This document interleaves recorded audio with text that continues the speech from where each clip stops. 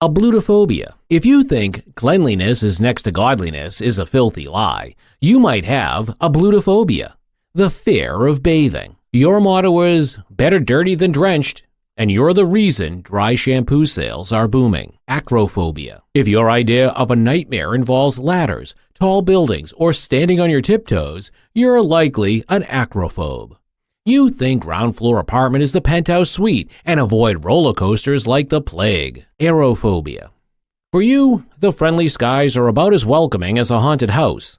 Your in-flight entertainment includes white-knuckling the armrests and fervently reading the safety card, all while questioning the sanity of flight attendants. Eichmophobia. If you've ever canceled a doctor's appointment because of a needle and considered becoming a monk to avoid sewing, you might have eichmophobia. You're convinced all sharp objects have it in for you, even those pesky thumbtacks. Amaxophobia. For amaxophobes, driving is less about getting from point A to point B and more like starring in a high-stakes action movie. You think traffic signals are tools of the devil and prefer to stay on the couch where it's safe. Anthophobia. If flowers send you running faster than a swarm of bees, you might be anthrophobic. You view bouquets as beautiful bundles of terror, and your garden consists solely of fake plants, because silk petals are the only petals you trust. Anthropophobia. If your social calendar looks like an abandoned wasteland, you probably have anthropophobia, the fear of people. You treat human interaction like a high-stakes game of hide-and-seek, and social distancing is your idea of a dream come true. Aphenphosmphobia. If a simple hug feels like a bear trap, you might have aphenphosmphobia, the fear of being touched. You've perfected the art of the awkward wave and consider personal space an untouchable, sacred ground. Arachnophobia. If the thought of peanut butter sticking to the roof of your mouth makes you break out in a cold sweat, you're likely suffering from arachnophobia. Your sandwich orders are peanut butter-free zones, and you carry a spoon just in case of an emergency PB encounter. Arachnophobia. If you think spiders are eight-legged agents of doom, you're definitely an arachnophobe. You've got a can of bug spray in every room, and even the tiniest spider sends you into a ninja-like frenzy of swatting and screaming. Astrophobia. If every thunderstorm makes you feel like you're auditioning for a horror movie, you probably have astrophobia. You've got a storm survival kit that includes earplugs, a blanket fort, and a playlist of calm ocean sounds. Ataxophobia. For you, a messy room is basically a scene from a disaster movie. You've got organization apps, color-coded files, and a label maker that's seen more action than a blockbuster film. Atelophobia. If the fear of imperfection has you dodging art projects and trying to live a Photoshop life, you might have atelophobia. You're constantly chasing perfection like it's an Olympic sport. But hey, at least your sock drawer is a masterpiece. Autodysomophobia. If you're convinced you're always one step away from needing a nose transplant because of your own scent, you probably have autodysomophobia. Your shower routine is a daily ritual, and you've got more deodorant than a drugstore. Avoyophobia. For you, boarding a plane feels like stepping into a flying blender. You've memorized every possible emergency procedure and consider the seatbelt sign a warning from above. Catoptrophobia. If mirrors feel like portals to a terrifying alternate dimension, you might have catoptrophobia. You avoid reflective surfaces like they're cursed, and your idea of a perfect bathroom has no mirrors at all. Cacophobia. If the fear of ugliness keeps you from even glancing at your reflection or visiting modern art museums, you probably have cacophobia. You've got beauty filters on every device and avoid Halloween like it's a mandatory scary face contest. Chirophobia. If the thought of a handshake sends you into a panic spiral, you might have chirophobia. Your wave game is strong, and you've perfected the art of the distant fist bump. Chronophobia. If ticking clocks feel like countdowns to doom, you probably have chronophobia. You live in a timeless bubble where deadlines don't exist and calendars are banned. Trypophobia. If mealtime feels like a minefield of potential poisonings, you might have cybophobia. You approach every dish with the caution of a bomb squad member and have a diet that makes plain toast look adventurous. Claustrophobia. If small spaces make you feel like you're trapped in a sardine can, you're likely claustrophobic. Elevators, crowded rooms, and airplane seats are your personal circles of hell. Cyanophobia. If the color blue sends you running in the opposite direction, you might have cyanophobia, You avoid the sky, water, and anything else that might look like it came from a Smurf. Decidophobia. If making decisions feels like playing Russian roulette, you probably have decidophobia. You've got a magic 8-ball and a coin always ready because sometimes even choosing dinner is a life or death situation. Dendrophobia. If trees make you feel like you're in a forest of fear, you might have dendrophobia. You've convinced yourself that every tree is out to get you, and you view lumberjacks as unsung heroes. Dentophobia. If a dentist chair feels like a medieval torture device, you probably have dentophobia. Your dental visits are less frequent than comet sightings, and flossing feels like a Herculean task. Didascalean phobia. If the thought of going to school makes you break out in hives, you might have didascalenophobia. If the thought of going to school makes you break out in hives, you might have didascalenophobia. You're a master of sick day excuses and consider snow days a gift from the heaven. Distichophobia. If every step you take feels like an audition for a slapstick comedy, you probably have distichophobia. You avoid anything even remotely risky and have a collection of safety gear that rivals the stunt doubles. Electrophobia. If the thought of electricity makes you feel like you're about to get zapped into oblivion, you might have electrophobia. You unplug everything before bed and consider lightning storms nature's version of a horror show. Phobiphobia. If teenagers make you feel like you're facing a pack of wild animals, you probably have Phobiphobia. You avoid malls and high schools like they're infested with zombies and consider teen slang a foreign language. Equinophobia. If horses seem like enormous, terrifying beasts, you might have equinophobia. You stick to pony-free zones and think cowboy movies are actually horror films. Ergophobia. If the mere thought of working makes you break out in a cold sweat, you might have ergophobia. Your dream job involves napping professionally, and you've turned avoiding work into an art form. Phrygophobia. If winter feels like an apocalyptic season of ice zombies, you probably have phrygophobia. You wear so many layers you resemble a walking pile of laundry, and your thermostat is permanently set to tropical paradise. Gamophobia. If commitment makes you feel like you're signing up for a life sentence, you might have gamophobia. You treat dating like an extreme sport, dodging serious relationships with the agility of a ninja. Gelatophobia. If laughter sounds more like jeers to you, you probably have gelatophobia. You avoid comedy clubs like they're minefields and take everything so seriously that even clowns get nervous around you. Gephyrophobia. If crossing a bridge feels like embarking on an Indiana Jones adventure, you might have gephyrophobia. You'd rather take a detour around the Grand Canyon than face a bridge, and toll bridge sounds like troll bridge to you. Globophobia. If balloons send you running for cover, you probably have globophobia.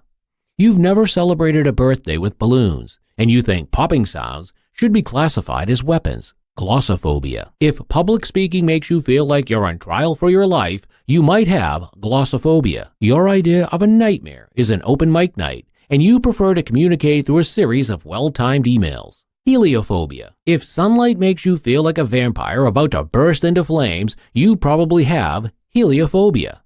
Your ideal day is overcast and indoors, and you think sunscreen should be SPF 1000. Hemophobia. If the sight of blood turns your knees to jelly, you might have hemophobia. You avoid horror movies and medical dramas like they're actual death hazards, and you consider paper cuts a major injury. Herpetophobia. If reptiles give you the creeps, you probably have herpetophobia. You think snakes are just tails with evil heads, and lizards are tiny dragons plotting your demise. Hippopotamonstrosa squipaliaphobia. If long words send you into a panic, you might have hippopotamonstrosa squipaliaphobia. Ironically, you can't even pronounce your own phobia, and you prefer your vocabulary to be short and sweet. Homophobia. If the presence of LGBTQ plus individuals makes you uncomfortable or fearful, you might have homophobia. Your social circles are more closed than a bank vault, and inclusivity is a concept you're still working on. Hoplophobia. If guns make you feel like you're in a Wild West showdown, you probably have hoplophobia.